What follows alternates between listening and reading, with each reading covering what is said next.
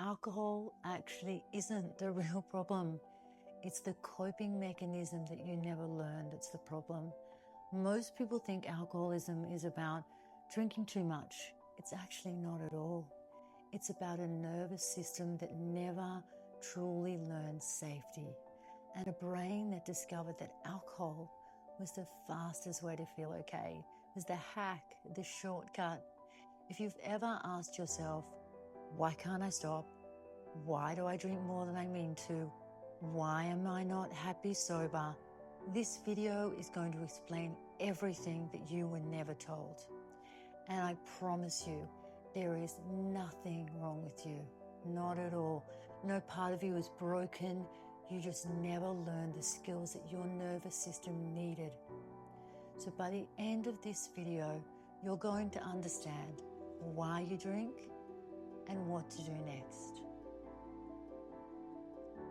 Alcohol problems rarely start with alcohol. They actually start much earlier, often in early childhood, and nobody joins the dots for you. If you grew up walking on eggshells, if you had to read other people's moods to stay safe, if big emotions weren't soothed or weren't allowed, if you had to hold it together, be the good kid, the quiet one, the overachiever, your nervous system learned one thing: I'm alone and I need to manage myself.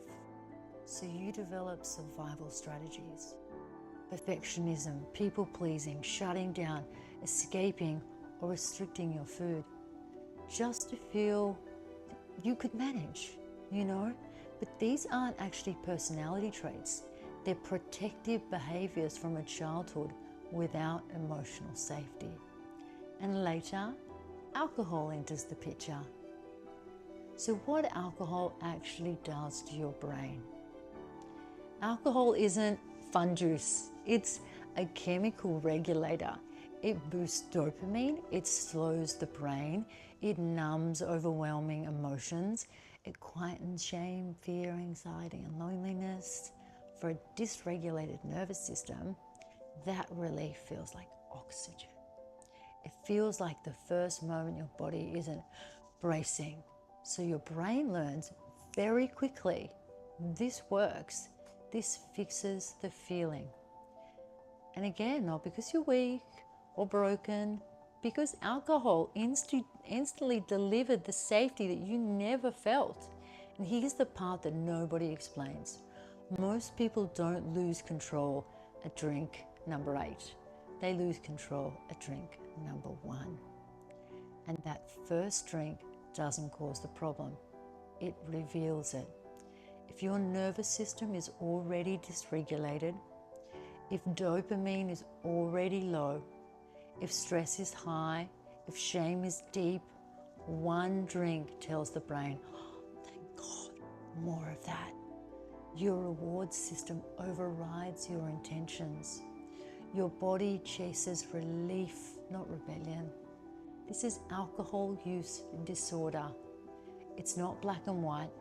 It's not alcoholic or non-alcoholic. It's a spectrum, a progressive loss of control driven by the nervous system, not by willpower or choice. The shame loop. So after a big night or a secret drink, or I'll just have one more moment, the shame hits. Why am I like this? What's wrong with me? Why can't I just control it? But shame doesn't create change, not at all. Shame creates urgency to escape.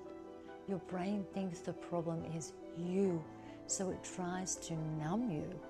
And that's how the cycle strengthens and the neurology strengthens. Not because you don't care, not because you're irresponsible, but because your system is trying desperately to cope with the internal overwhelm.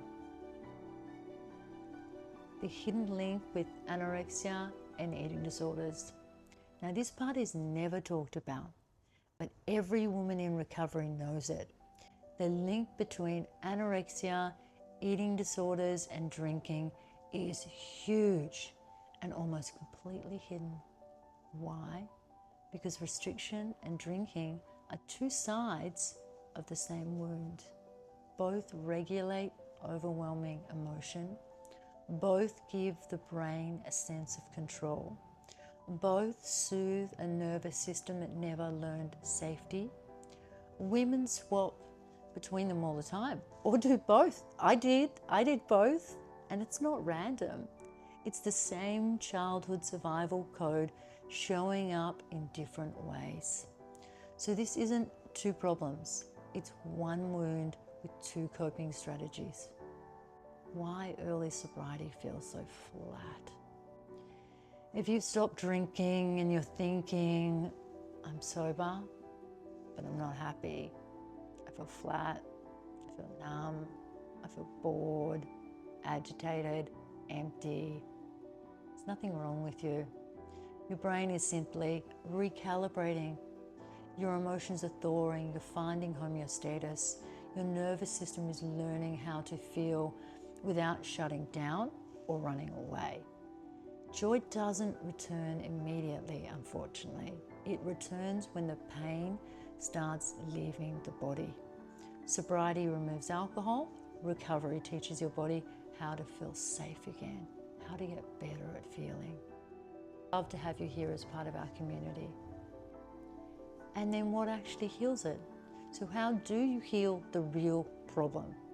You rebuild safety in your nervous system. You learn tools to regulate what you never taught to manage. You stop shaming yourself and start understanding and giving yourself compassion. You address the wound, not the symptom. Recovery isn't about willpower. It's about giving your body the safety it never had, so you don't need alcohol to create it and escape.